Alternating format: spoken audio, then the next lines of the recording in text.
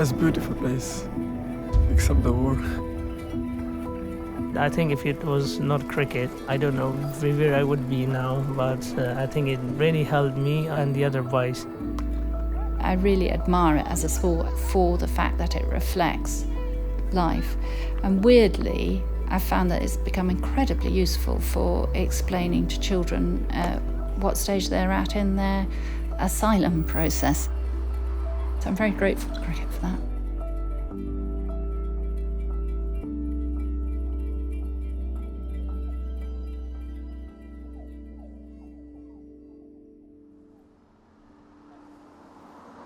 When I came here first in 2009, I was going to this place in Brixton called Refugee Council.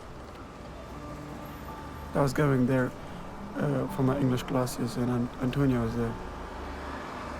There was just this sea of teenage boys, and I have to say my heart absolutely sunk, because that revealed the fact to me, which I hadn't known at all, that there were such a thing as separated children seeking asylum in the UK.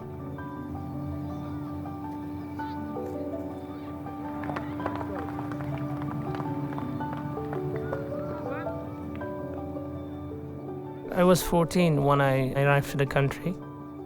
My friends was coming into this cricket project, and they said to me, go and give it a try and come and see. I was nervous because it was my first day. I couldn't even speak a word of English. But when I saw Afghans, people that were speaking my language, yeah, and I was fine.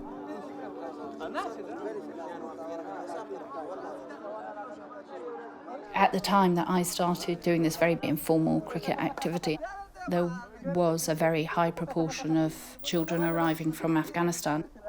So that sort of directed me into the Afghan community, as it were. And they are passionate about cricket. I naively thought, well, bat, ball, park, surely all those things are possible and that it'd be easy to organise. Many a grey hair later, I realised that's not quite the case. Jamil Gul, nice to see you. Did you want to play this week? No, I didn't play last week. I know you didn't play last week because you've hardly been here at all. So I'll put your name down as a possible, okay? Noraga, I can spot that you're trying to be terribly well behaved, which is very good, but it doesn't necessarily mean I'm going to pick you. Karim, do you want to play? He's not playing tomorrow. So Hekmatullah, you can play this week. Okay, Alains want you to play for their firsts again on Saturday. So you're getting lots of cricket? Yes, fine. Okay, so I want you to show a good example and practice in the nets to make you even better, okay? They're ordinary children in extraordinary circumstances, and they've had to endure experiences which no one, let alone a child, should have had to endure. It took me 8 months to get here from Afghanistan. I was 12 that time. I still remember the fields. It's very green, the place where I came from. Most of the families had like 2-3 cows and sheep. People had a lot of love.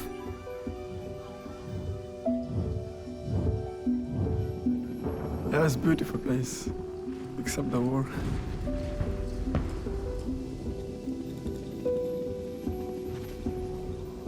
I came here because of my safety. Those 3 months were like 30 years.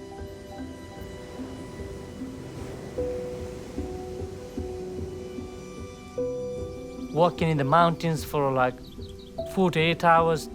We couldn't even carry anything because of too heavy. I remember throwing away food and everything. Only thing was bottle of water. Sleeping on a stone, there's no pillow, there's nothing comfortable. I've seen people like dying in front of me and I can't do anything about it. I had to just move on.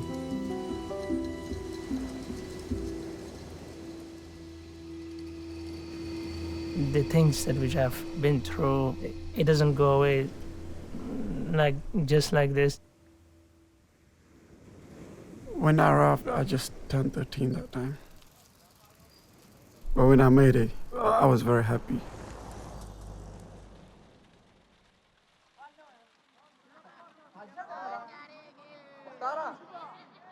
There are a lot of Afghan kids around, and they'll sort of spot each other, or they'll overhear somebody speaking a language they understand, and they'll approach them, and they do, bring them along. First of all, you're very welcome. My name's Antonia. Because I don't know what standard of cricket you play, I can't necessarily put you into the match today. So I think it's probably likely that you'll be practicing in the nets. Okay? We have lots and lots of boys. There's only 11 people in a team, and sometimes we have 40 or 50 boys. It's a game that's taken me a great number of years to learn about. But it is a game of strategy, and there's lots of choices to be made. If you place a fielder in one position, it means you've got a gap the other way. And there's going to be pros and cons to everything, and I do think that equips people well for real life.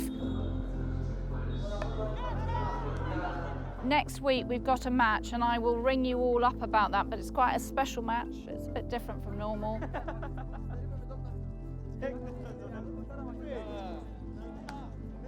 I really admire it as a sport for the fact that it reflects life. And weirdly, I found that it's become incredibly useful for explaining to children what stage they're at in their asylum process. I can usually make an analogy, and seeing a child who's absolutely in a fog, suddenly I might, if I have a flash of inspiration, see a parallel from a stage of a cricket match. And it's just lovely, because then, the light comes over their eyes. Ah, okay, I understand it now.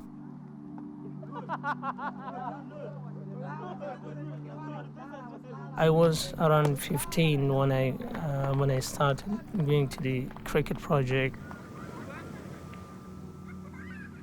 And when I arrived, I couldn't speak English, so we were using the interpreters or the sign language. I can remember exactly the first time I saw Matty. He just looked like an ordinary kid to me, but I soon realised that he was an exceptional young man. When I turned 17 and a half, I sent my application. They were refusing most of the people who were close to 18. Nearly all children under 18 are granted a form of leave that allows them to stay, but without refugee status. But then it exposes them to the risk of being returned to their country when they get to 18. I had a lot of friends which were deported. We were playing in the same team, same school, same college. He once said to me, everywhere I turn, there's bars stopping me from moving forward.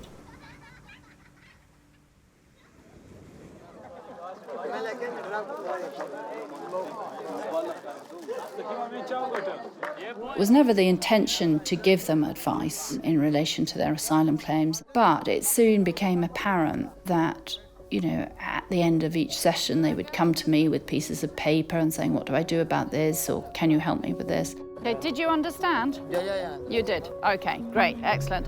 Captains, can you count how many you've got in your team? You have got clothes to change into. Okay, Saeed, Omar, I'm going to put you in to the team, okay?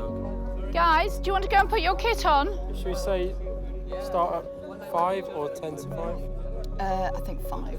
Okay. You're going in first, aren't you, to bat? Yeah. Okay, so you be really sensible. Yeah. Don't go for glory. Do you know what that means? Yeah. No. Okay, good. Right, let's go and look at some food.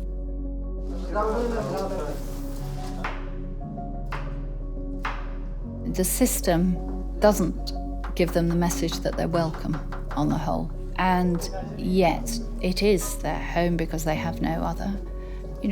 Often they're very happy in their foster arrangements, and that feels like home, but they know that will come to an end. So it's a very chopped up sort of existence.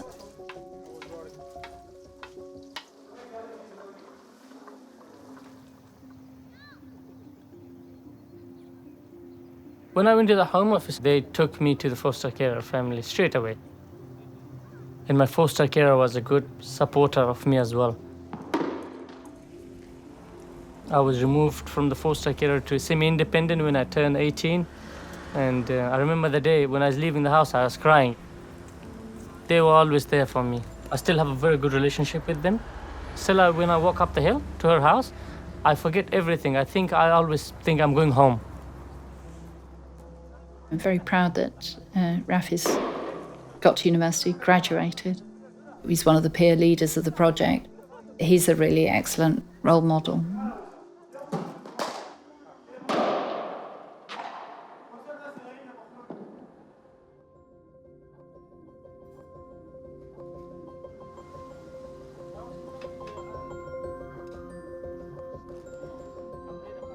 They get a year older every year, so the boys are no longer, lots of them are no longer boys, they're young men, but I hope you'll forgive me if I continue to call them the boys.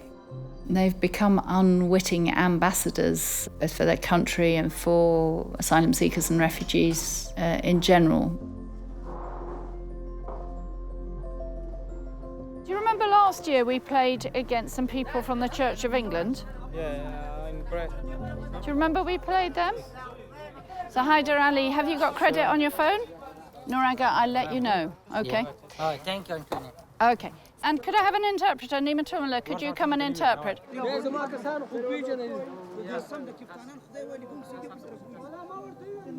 I was away from school for 1 year when I came here first.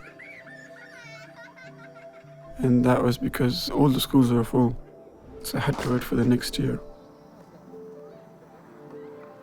I've known Babar since I think 2009. He was in my class and it was a real red letter day if I got him to remain in the class area for more than 15 minutes at a time.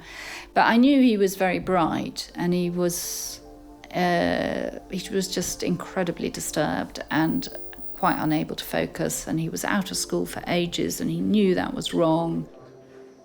Once I went to school, it was kind of a new thing for me. Going to school in this country and seeing people from different backgrounds.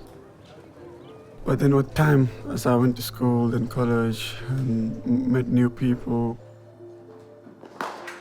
so I have friends now, which are kind of family to me.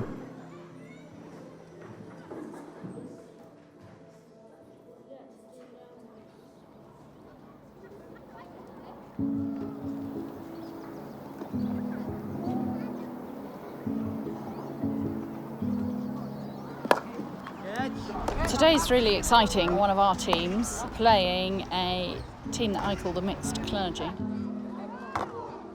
Their place will be mixed of imams, vicars and rabbis. It's a tail. I think we'll So Rob, you've we'll won the toss. bowl. You're We'll gonna bowl. bowl. Good for you, There we Rob. go. Cheers. Good luck. So you guys Thank are going you. to bat? Cricket has great power to join the faiths up. That's lovely. We're not focusing on the difference, we're focusing on what unites.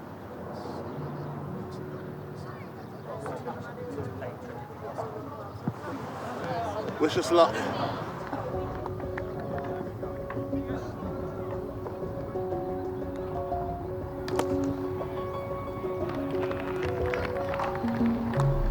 When they go and play these matches, they are seen as sportsmen first and as asylum seekers and refugees second. Was that Zio Hook got 37? So who's gone in now? Hamid? Okay. They're lovely lads and they're really talented.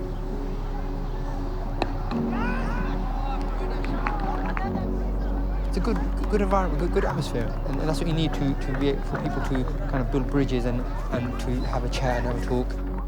We let it go a little bit, but it's a very fast outfield, and if our batsmen come off, we have an outside chance of pulling off the run chase. Jerry, do you want to go in the seventh? Yeah. Do you want me to throw a couple of balls at you to practice a little bit? Come on. Doing all right?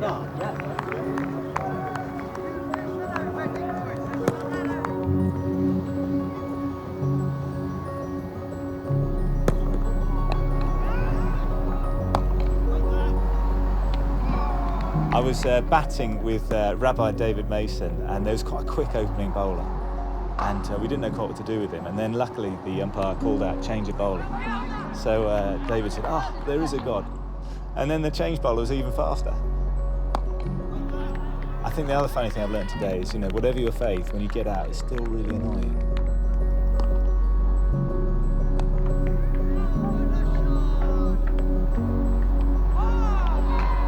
Unfortunately, we lost. But, that is also part of life. Whatever happens in the field at the end of the game, you shake hands. I think if it was not cricket, I don't know where I would be now.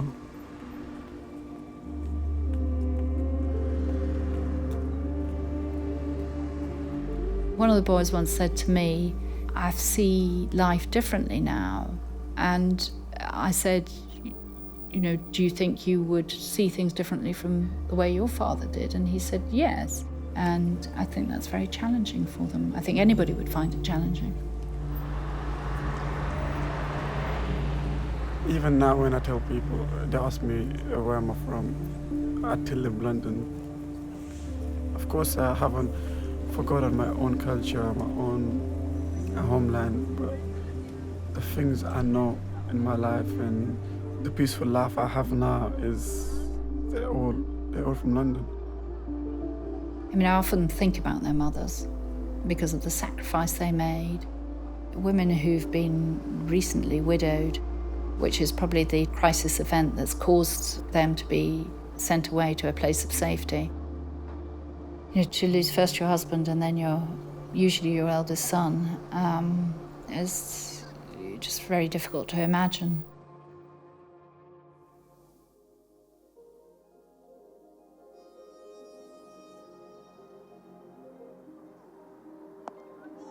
I finished school, I finished college. I'm training to be a cricket coach now. When it comes to the cricket project, I feel happy and privileged now to help out. It's for those people that are new in this country. It's mainly about helping people that are in need. I'm very happy to say that I'm a British citizen now.